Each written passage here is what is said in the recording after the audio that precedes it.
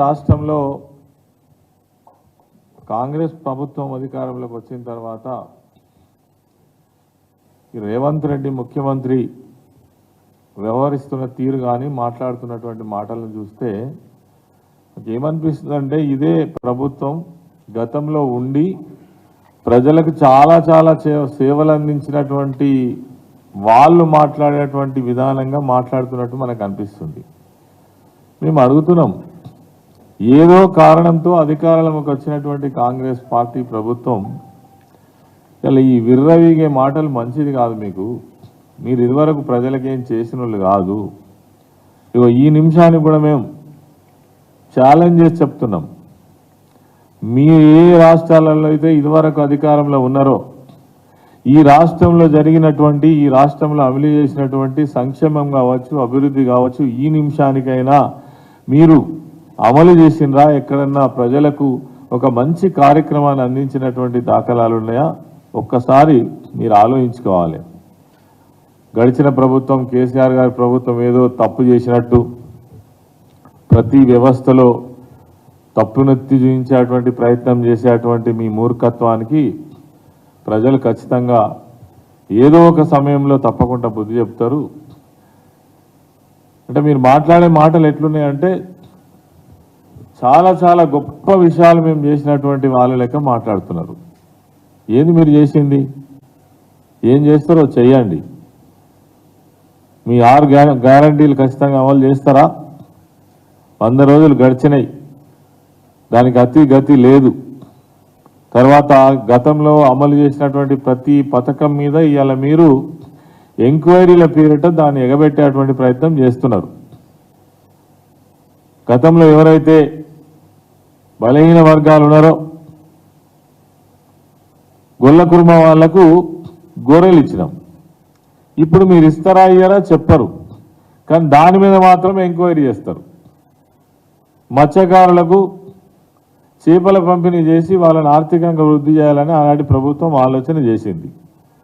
మీరు ఆ స్కీమ్ను కొనసాగించరా మాత్రం మాట్లాడరు, కానీ దాని మీద మాత్రం ఎంక్వైరీ చేస్తారు.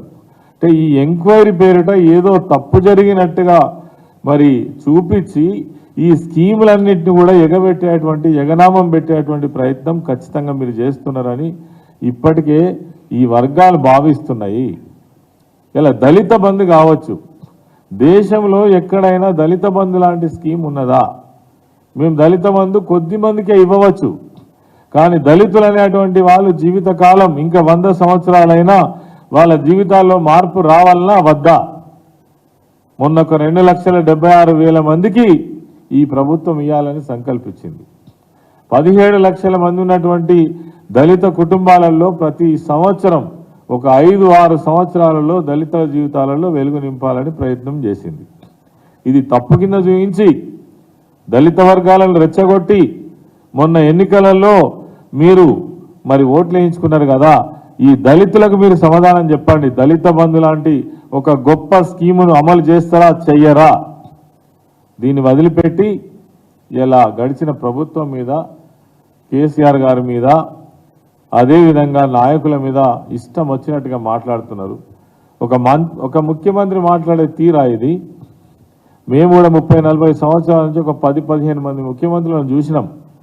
ఎవరు కూడా ఇంత చిల్లరగా ఇంత అలకగా మాట్లాడినటువంటి ముఖ్యమంత్రిని చూడలే.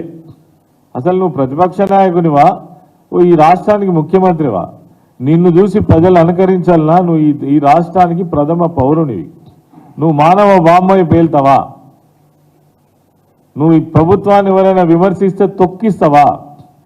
కనుగుడ్లు వీకి గోళీలు ఆడతావా?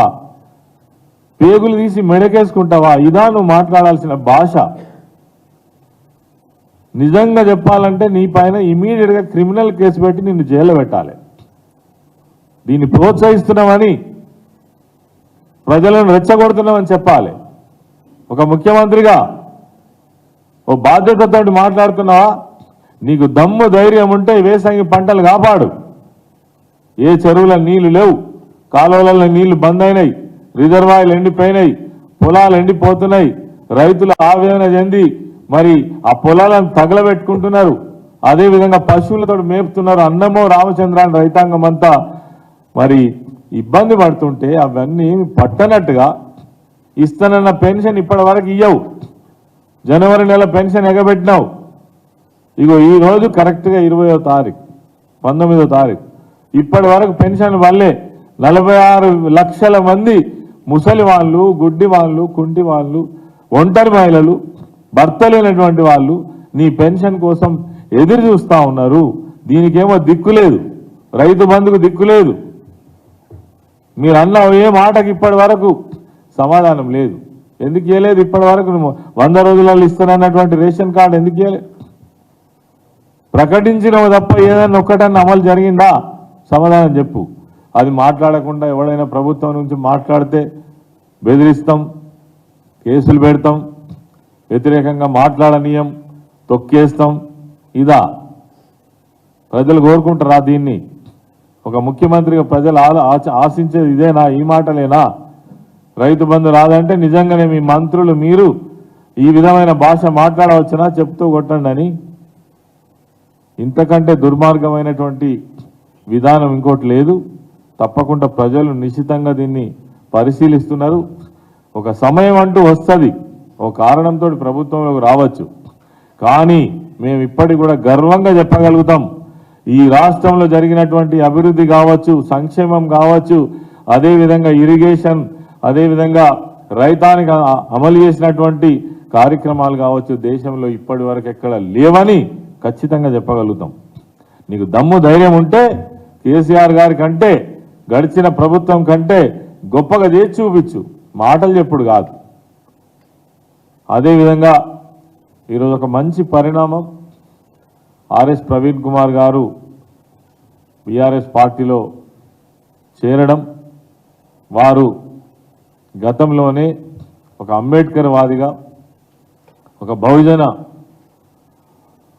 సమాజానికి సేవలు అందించాలనే ఉద్దేశంతో మరి వారి యొక్క ప్రస్థానం ప్రారంభమైనప్పటికీ అనేక ఒత్తిళ్ల వల్ల ఆయన మరి సాగేటువంటి బాటను అడ్డుకోవడంతో మరి బీఆర్ఎస్ పార్టీలో ఉంటే తగినటువంటి న్యాయం చేయవచ్చు. ఇప్పటికే గడిచిన ప్రభుత్వంలో అన్ని వర్గాలకు సేవలు అందించినటువంటి ప్రభుత్వాన్ని భావించి ఒక మేధావిగా మరి బీఆర్ఎస్ పార్టీలో నిన్న చేరడం చాలా సంతోషం.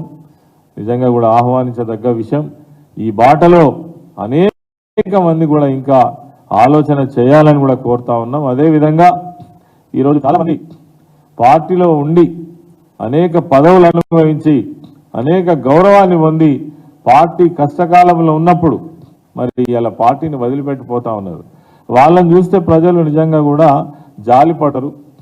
సమయం వచ్చినాడు వాళ్ళకు కూడా తగిన గుణపాఠం కూడా చెప్తారు. ఎందుకనంటే బీఆర్ఎస్ పార్టీ సాధారణమైన పార్టీ కాదు.